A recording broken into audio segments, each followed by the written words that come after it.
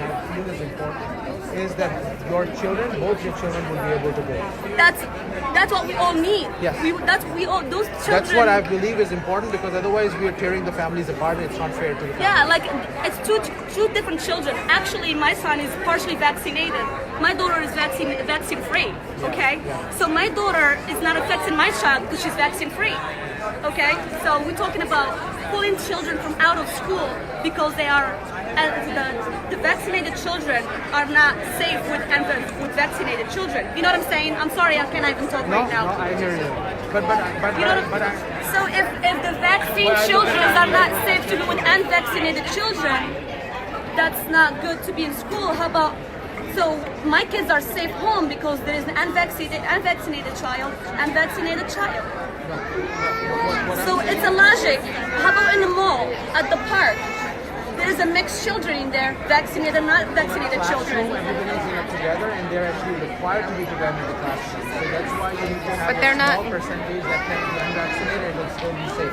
Okay. And that's why when it numbers decrease very significantly, then it becomes unhealthy.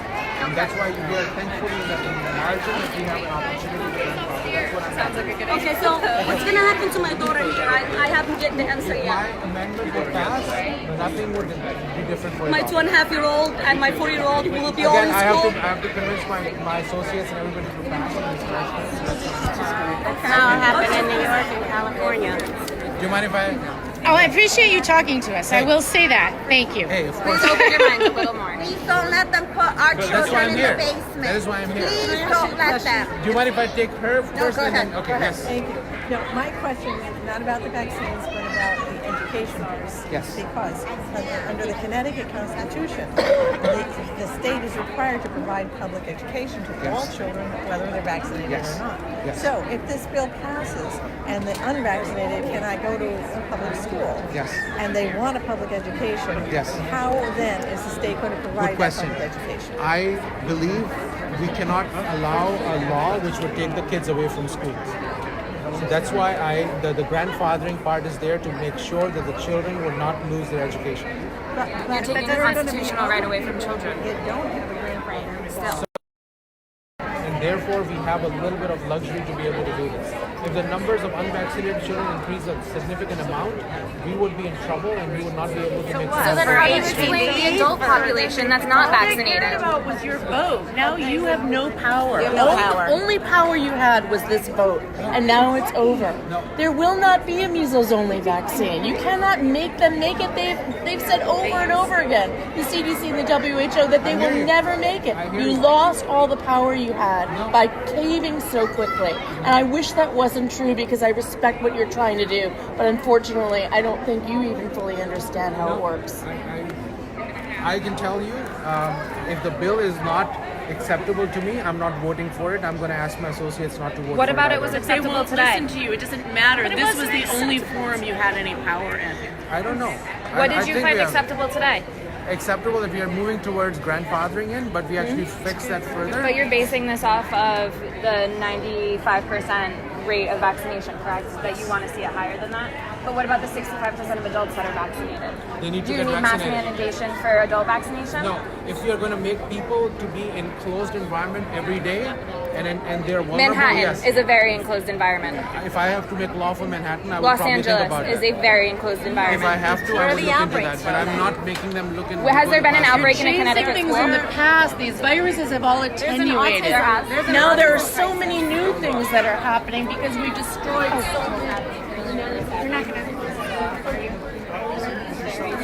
You can grab the stuff. It's not locked. No. Can I be out here for a few more minutes? Oh, yeah, Okay. the door's not locked. Okay, thank you. We're tilting at windmills by treating things from the past. You're taking the population's most vulnerable group. The most vulnerable. You're taking children right now. You understand that every single child that you just mandated a vaccine for, you're putting their life at risk. You personally, do you accept that liability? I think that's not accurate. You don't think that's accurate? No. because I we didn't have- think I was putting my kid at risk when I put a vaccine in his arm either. When you let me finish, I'll answer. Okay, finish, please. Okay, we are saying that your child is going to be protected because they would. How? You're gonna first they'll be protected against infectious diseases, or if there's a risk. What about the chemicals in the vaccines? How are you protecting them from that? Okay, well, the child, if there's a risk associated with it, I would want your pediatrician and your doctors to make that call, and they will have a legal protection to be able to make that call. But they're being paid to make a different call. There are incentives to win against the CDC. Many other people have gone up against the CDC, and you will not be able to win against them. You're only one person, whatever your intentions are. You lost the one position where you could have had power. The CDC is not going to change its policy for you. My question was, if the science is settled, why do they have 100% immunity, no accountability, no liability? They're illegally classified as biologics. They don't treat it the way they treat other medicines. Like vaccines have a special standing, but even that, they have no incentive to make them safe. No incentive not to add all these adjuvants, you know, and if you listen to Larry Pawlewski's testimony that the polysorbate 80 really binds tightly to the aluminum that's been ingested, the nanoparticles of aluminum, and they find nanoparticles, well, they find aluminum in the brains of Alzheimer's patients. It's known to cause, it's different, it's not ingesting it, it's being, you know, it's going directly into your bloodstream. How can that be? Why not make it so that people, if there's risk, there's choice. Why not give us the choice? Why? And how do adults that are like they were saying, they're not safe.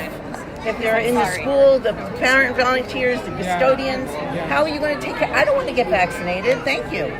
But if I go back to graduate school... Again, my perspective is, yes, I have seen the ugly faces of these infections. Which ones are we talking about? Measles, mumps, rubella. Measles, what is going to kill you? I know you've not seen them, when I grew up, measles, everybody got measles. It's not life-threatening. Chickenpox gives you lifetime immunity. Why would you want that? Encephalitis patient with chickenpox, have you seen the complications of this? Because those are immune-compromised children. These are immunocompetent children who would get it too.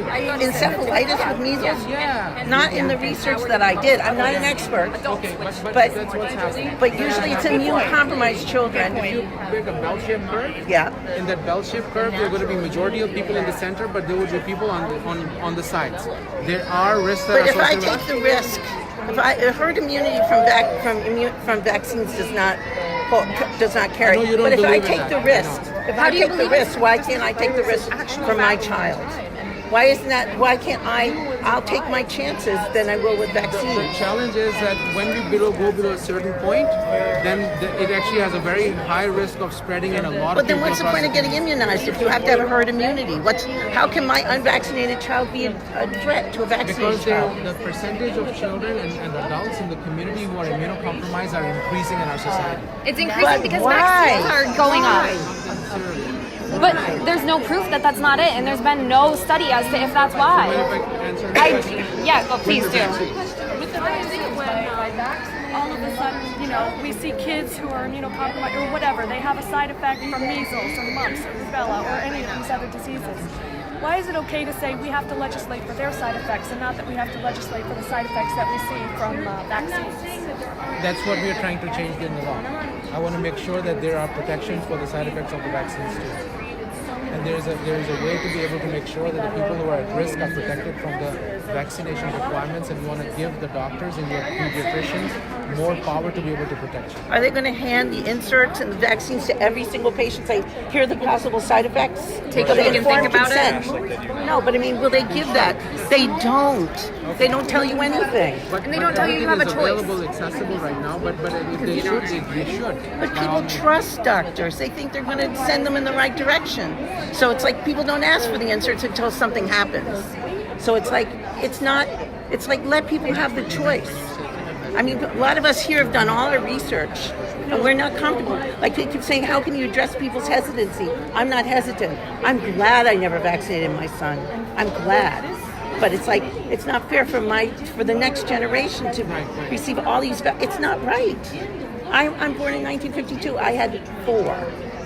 How could it be now they're 19? How is that possible? One's in the pipeline. If they're approved, it's 340. Yeah, how is that possible? So if you heard me speak, I said that I don't want this to be a blank check going forward.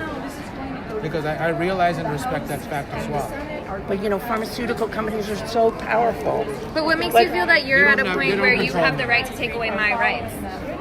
What makes you feel that you're so powerful and you're so big that you can vote to take away my right to choose what is injected into my kids, something that almost killed my 5-year-old?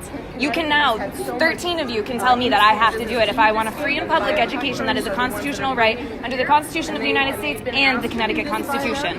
You just took that. Do you feel good about that? No. Is that something you can stand on? That's not accurate. So what I want you What's to not accurate? Okay. What we said was that we actually will be assessing and addressing this bill and looking at some of the aspects and the weaknesses. We have to address those. But for anyone who is questioning it, if they look up to you in any way, shape, or form, they are going to support it now. If they appreciate your opinion and value your opinion, you've just swayed them. How do you stand on that? How do you sleep? Based on my experiences, your opinion is based on your experience of the bad outcome with one of your child, and I have sympathy for and empathy for you. Sympathy, and now you want to hold my hand while I bring my son for his next set of vaccines? No. I want you to know that my experience tells me that the illnesses that we are trying to protect have far more complications. It's a probability and beyond. Is measles one that you're standing on? Because you gave my son measles. And he's alive and he can talk about it. A vaccine did. It was tested for vaccine strain. Right. But there are, if 100 people get measles, a significant proportion are going to have long-term impact from it. And I'm very lucky my son didn't. Yes, that's what I'm saying. You're fortunate it did not, but I have to look at policies from a broader perspective. Thank you. Also, so many of the measles now are wild measles. They're not measles that would be from just catching it normally. They're wild measles from vaccines. They're different strains. So it's not the same as it was before. And let me ask you say a significant proportion develop encephalitis. What are you talking about percentage-wise? What are you talking about percentage-wise? 5%. That's a lot. I find that. Can you tell me when I can go see the reference? Yeah, if you look at the peer-reviewed journals and look at the complication rates in measles. 5%. That's very high. That's a lot of problems. That's what I'm saying. We have not seen the impact. You're not even aware. In my world, everybody went and had measles parties and chickenpox parties, even mumps party. Who wants mumps? But I mean, nobody But died. our average lifespan was 50 years old then. No. Yeah. What? No. But you're still here. Yeah, I'm not dead. About what? About measles. Measles occurrence or measles complications? Measles complications, 0.2%. Well, in my opinion, it's much more. Can I get some literature to you? I'll be glad to do the research. If I go up and take care of my next meetings, I would love to be able to do that. I will do the research and send it to you. My name is Jody Eisner. I'm from Fairfield. I will do it. Okay, thank you. Senator, I would like to thank you for the time and energy that you put into this, but you're sincerely wrong. So please put more time and energy into researching this, okay? Thank you for coming here and thank you for sharing your opinions. Thank you for speaking with us. I appreciate it. It's pretty hot. I do appreciate it. It's Can important. I ask you one quick question? Yes, Diane. You're going to put nasty stuff on my Facebook? I'm going to put lots of stuff on your Facebook all the time. When these people don't comply and their kids all go out of school and nobody vaccinates, as is the goal here, what is next? No, actually the bill is not saying that. The bill is actually saying that if you are not complying with it, your children can still go to school. That's what I'm fighting for. But what's the urgency then to pass these Because sorts of bills? we are going to the number. When that number hits that point, then this is the herd immunity thing. Are you referring to kids already in school? Is that what you're talking about? That they'll be able to stay in school? My definition of the grandfathering is the families who are actually already in the specific. What about new families? What if I have a kid? What about my family? So if you have new families coming in from out of state, it's very difficult to legislate the future. And then keep in I'm mind, not out of state. I'm in state. when you get beyond below a 95%, it gets very tricky. So when we don't comply, though, and the vaccination rates don't go up community-wide, I can tell you, if the current vaccination rates were 90%, we will not be having this conversation of grandfathering. what if they drop another 10%? Will there be some bill to try to force vaccinate people across the community? I have no clue, but I can tell you that we will be very close to an emergency. We're very, very close to an emergency, and I hope and pray we don't do that as a society. So you're mandating the Gardasil. They're going to mandate the Gardasil. I'm not supporting it either. But this is in the pipeline. That's why Connecticut bought 1 million vaccines You should for listen what I just said. HPV. No, but they have 1 million HPV vaccines sitting. Connecticut bought them, anticipating that it was They going to can pass. buy what they want. They did not go through me when they bought it, but I actually spoke against it. If you would go back and listen to what I said. year. I mean, let's just be real about that. You spoke against it, but still, it's 14 to 11. It doesn't matter. You spoke, but it still passed. But I'm not going to vote for it going forward if that's going to be what they're going to mandate our children and adults to do. Excuse me, Senator. I appreciate you hanging out here and taking the heat. I respect that. But I got to ask you, you keep talking about herd immunity and you keep talking about certain levels at the school. What about the administrators, the teachers, the paraprofessionals, the janitors, cafeteria workers, the guests, the contractors coming in to work at the school? People in the greater community. So, We're all going to be forced if they're going to be vaccinated. encased in an environment and where they're going to be very close to these vulnerable children, absolutely. Absolutely what? Absolutely, they need to be vaccinated. Okay, so we're gonna have to set a whole new standard for all the adults, all the people that I just mentioned, plus the parents, plus the grandparents, plus the great grandparents that are going to be around.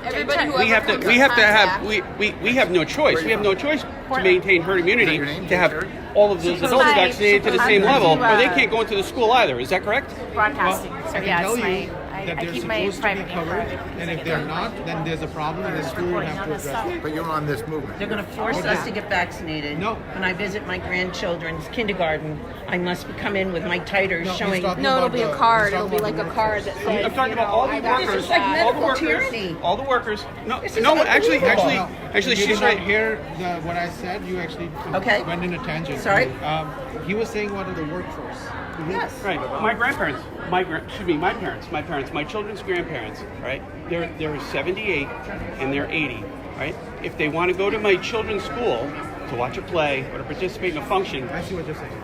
okay, that's exactly what I'm saying. Yeah, this right? just I'm going to do it again. I'm spreads to going to do it everybody. again. The grandparents, the parents, the older parents, the 60-year-old janitor, the 60-year-old cafeteria worker, you know it as well as I do. All these people have about 8 to 10 vaccines, never got vaccinated further, never had to, no restrictions, no complications.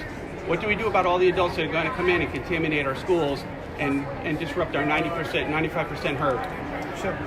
I'll tell you, when somebody is encased in a classroom and they're spending the entire day in a classroom, that exposure is a little bit different, which is every single day, versus somebody coming in on a special day or grandparents' day or a parents' day. When they're coming, that's a little different exposure.